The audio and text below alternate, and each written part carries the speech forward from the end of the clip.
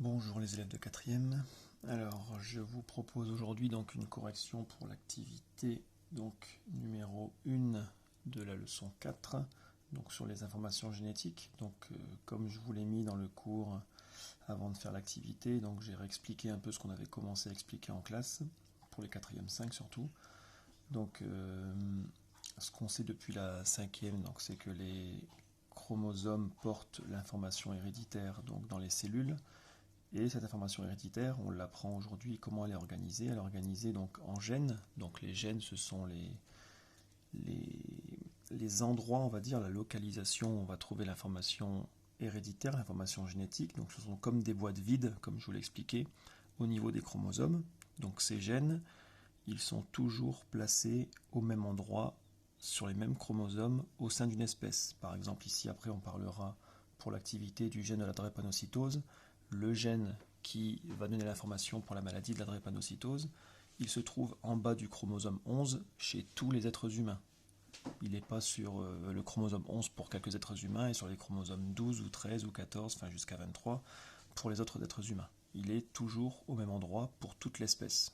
Donc si on prenait un gène chez un chien, tous les chiens, tous les représentants de l'espèce chien, donc de toutes les races de chiens, ont ce même gène au même endroit sur le même chromosome.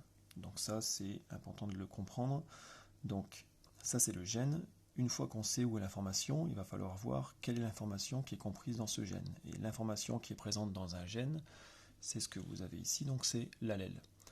Donc l'allèle, par contre, il va pouvoir être différent d'une personne à une autre. Sinon, si tous les allèles étaient les mêmes, donc on dit un allèle, si tous les allèles étaient les mêmes, on serait forcément tous identiques les uns des autres, parce que comme on a tous les mêmes gènes, si on avait les mêmes allèles, on serait tous les mêmes. Donc si on est tous différents les uns des autres, c'est parce que pour certains gènes, au moins, on va avoir des allèles différents qui vont permettre d'avoir des caractères différents chez les individus d'une même espèce. Donc la couleur des yeux, la couleur des cheveux, les maladies, le groupe sanguin, etc. Le groupe sanguin, on en parlera, on l'étudiera dans l'activité suivante. Donc tous ces caractères qu'on possède, ils sont déterminés par des gènes. Et donc, quand il existe plusieurs versions d'un gène, ce qui est important de comprendre, c'est que si on a deux allèles différents, donc un allèle qui va donner une information, un allèle qui va donner une autre information sur l'autre gène de la paire de chromosomes, il faut savoir quel est le caractère qu'on va présenter.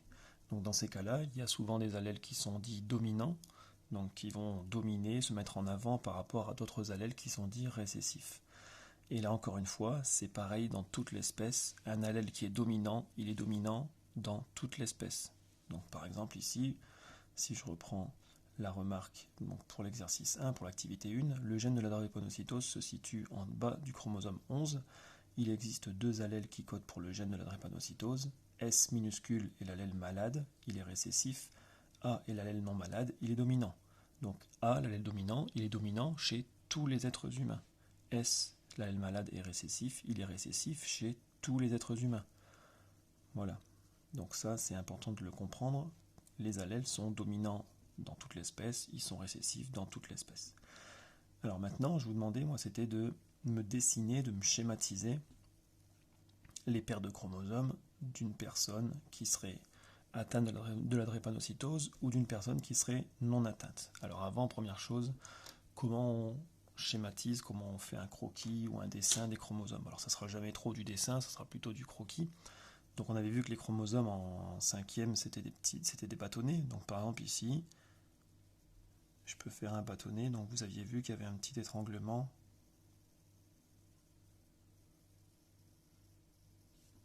à un endroit du chromosome. Donc par exemple un chromosome, je peux le schématiser comme ça. Donc si je schématise la paire, je vais faire le deuxième. Et c'est là que l'avantage d'avoir des carreaux sur vos feuilles.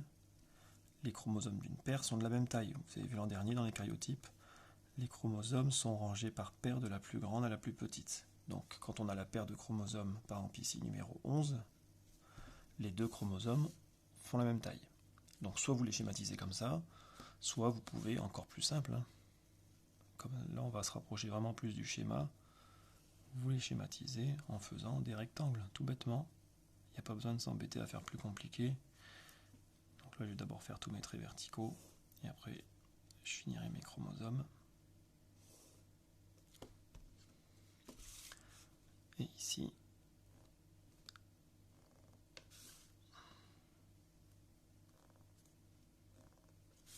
Et là aussi, par exemple, j'ai schématisé ma paire de chromosomes numéro 11. Donc là, vous avez le choix entre l'un et l'autre. Maintenant, on nous dit que le gène de la drépanocytose, par exemple, si on veut corriger l'activité 1, il est sur la partie inférieure du chromosome. Donc là, peu importe où vous choisissez de le mettre, le tout, c'est de le mettre donc, sur la partie basse du chromosome. Alors par exemple, moi, si je vais prendre 2 petits carreaux, donc c'est un cahier à petits carreaux que j'ai là. Vous avez en général des feuilles à grands carreaux, mais peu importe. Donc vous voyez, là, ici, je prends ma règle, j'aligne.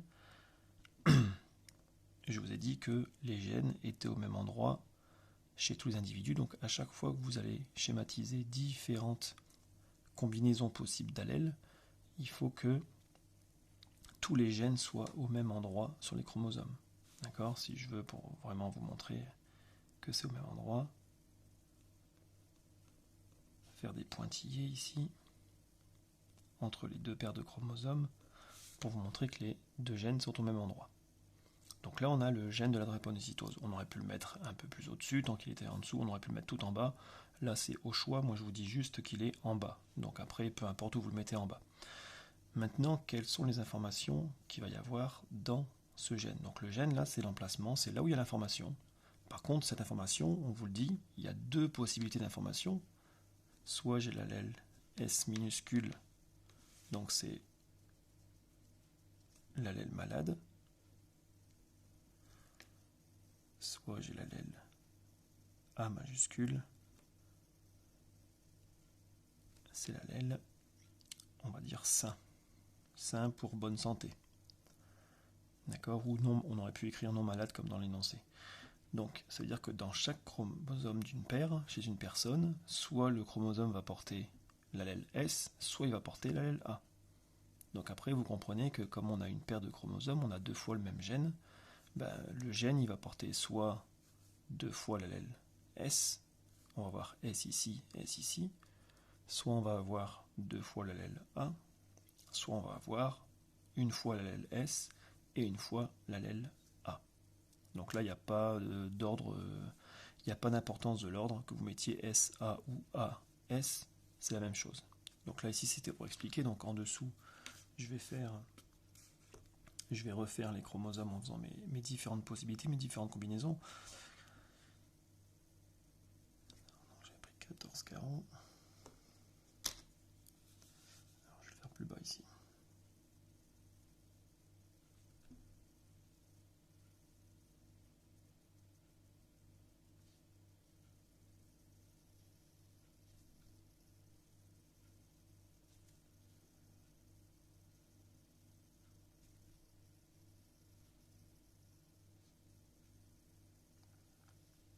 Moi j'ai l'habitude de les faire comme ça, avec le petit étranglement, les faire à la main.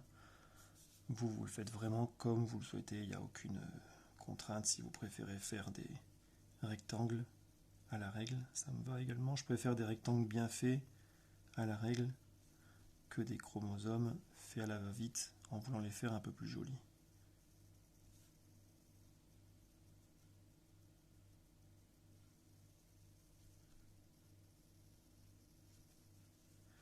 Et ma troisième combinaison, vu que j'ai dit qu'il y aurait 3 combinaisons,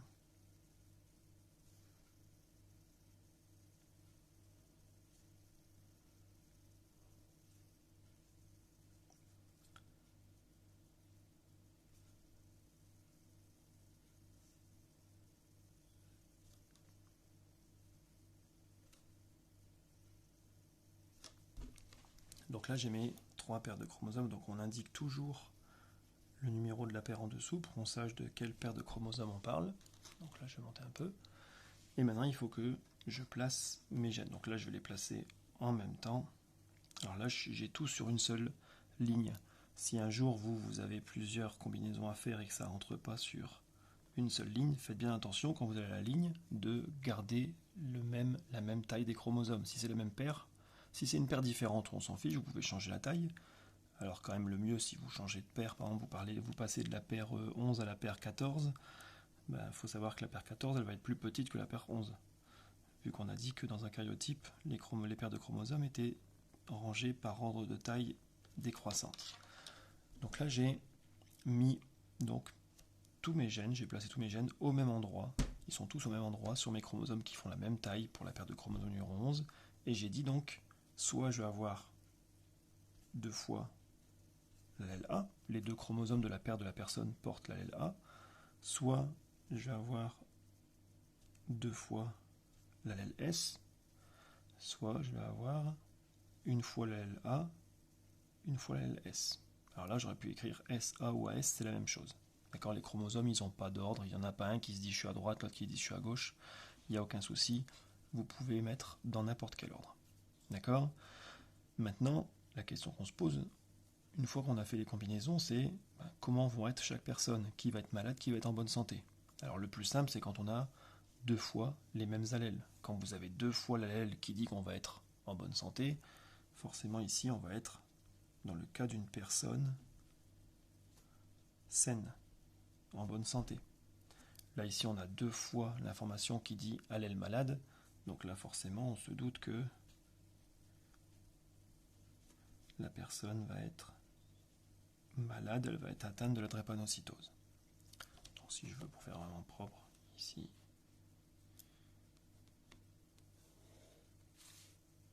je vais séparer mes différentes paires pour qu'on puisse hésiter. Et donc, la dernière possibilité, là, c'est le cas justement où on va avoir 2 allèles différents. Et c'est là que c'est important de savoir quel est l'allèle dominant et quel est l'allèle récessif. Donc là, j'ai un allèle qui dit que la personne va être en bonne santé, l'allèle A, et j'ai un allèle, l'allèle S minuscule, qui va dire que la personne va être malade. Donc est-ce que la personne va être en bonne santé ou est-ce qu'elle va être malade? Et là, donc, quand on regarde l'énoncé, ici, on nous dit que l'allèle S qui dit que la personne va être malade, il est récessif. L'allèle A qui dit que la personne va être non malade, il est dominant. C'est-à-dire que quand les deux sont côte à côte, c'est le dominant, ici c'est l'allèle A, qui va s'exprimer et l'autre va rester en retrait, il est récessif, il va rester en retrait, et chez la personne, ça sera comme s'il n'est pas là, comme s'il n'existe pas. Alors elle le possède, mais c'est comme si elle ne l'existe pas. Comme s'il n'existe pas. Et donc ici, comme l'allèle A, c'est l'allèle qui permet d'être sain, ici la personne sera en bonne santé, on aura une personne saine. Donc ça, c'est vraiment la base de la génétique. Alors ce qu'on aurait pu faire aussi, il y en a qui aiment bien, certains élèves parfois, c'est plutôt que de mettre donc des lettres dans les gènes, et puis parfois aussi vous avez des allèles où c'est pas une seule lettre, c'est parfois un petit mot. Donc c'est parfois difficile de le faire rentrer dans le gène. Donc dans ces cas-là, des fois, certains élèves préfèrent faire une légende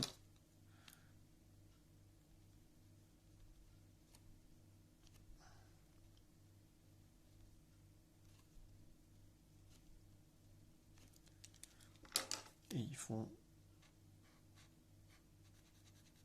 une petite légende colorée. Et là, donc, ce que peut faire, c'est remplir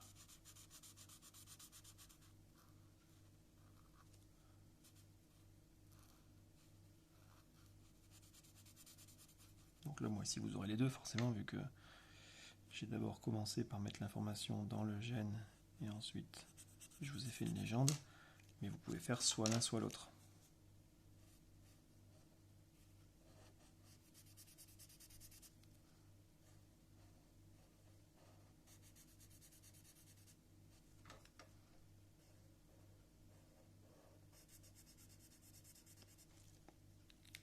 Et là, vous avez fini vos 3 combinaisons, l'activité est faite, et c'était juste ça que je demandais à faire.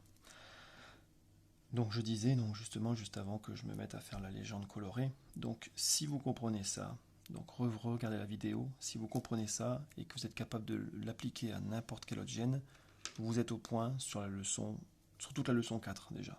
Tout ce qu'on va faire après dans la leçon 4, là on va continuer un peu à aborder différents exemples, mais essentiellement ça tourne toujours autour de ça. Donc si vous avez compris ce que c'est qu'un gène, le gène donc c'est la boîte vide, l'emplacement où il va y avoir une information sur un chromosome. Si vous avez compris ce que c'est que l'allèle c'est l'information, vraiment on va dire le bout de papier sur lequel il est écrit le caractère qu'on va mettre dans la boîte. Si vous avez compris qu'il peut y avoir différentes informations possibles pour un seul gène, et que quand il y a différentes informations, il y en a certaines qui sont dominantes, d'autres qui sont récessives, et que vous avez compris comment ça fonctionnait, vous êtes capable de le faire pour n'importe quel gène, et en l'occurrence, la petite activité que je vous donnerai à faire donc dans le cours où il y aura la correction pour la fois prochaine, ça sera d'appliquer ce qu'on aura appris ici au gène du groupe sanguin. Donc le gène du groupe sanguin, vous verrez, c'est un gène qui est sur une autre paire de chromosomes, sur la paire numéro 9, avec cette fois-ci 3 allèles. Donc si on a plus d'allèles, là on en a 2, si vous passez de 2 à 3 allèles, vous allez augmenter le nombre de combinaisons, forcément. D'accord? Si là vous n'avez que 2 allèles, vous avez 3 combinaisons. Quand vous passez à 3 allèles, à chaque fois que vous ajoutez un allèle, vous multipliez encore par 2 les combinaisons. D'accord? Donc là en fait vous aurez 6 combinaisons au total. Je vous le dis à l'avance, comme ça il n'y aura pas besoin de chercher. Si vous êtes arrivé au 6, vous aurez 6 combinaisons.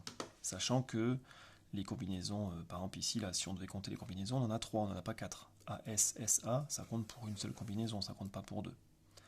Donc j'espère que vous aurez compris donc cette petite activité, la correction. S'il y a le moindre souci, donc je vais essayer d'être le plus clair possible dans le cours Pronote et avec la vidéo, j'espère que ça vous aidera aussi à comprendre. S'il y a le moindre souci, vous m'envoyez un message, vous me contactez par Pronote ou par mail, qu'on puisse éclaircir tout ça, parce que c'est vraiment là-dessus que se base la compréhension de tout le reste de la leçon. Je vous souhaite donc bon courage, prenez soin de vous, et à bientôt pour une prochaine vidéo, probablement en correction.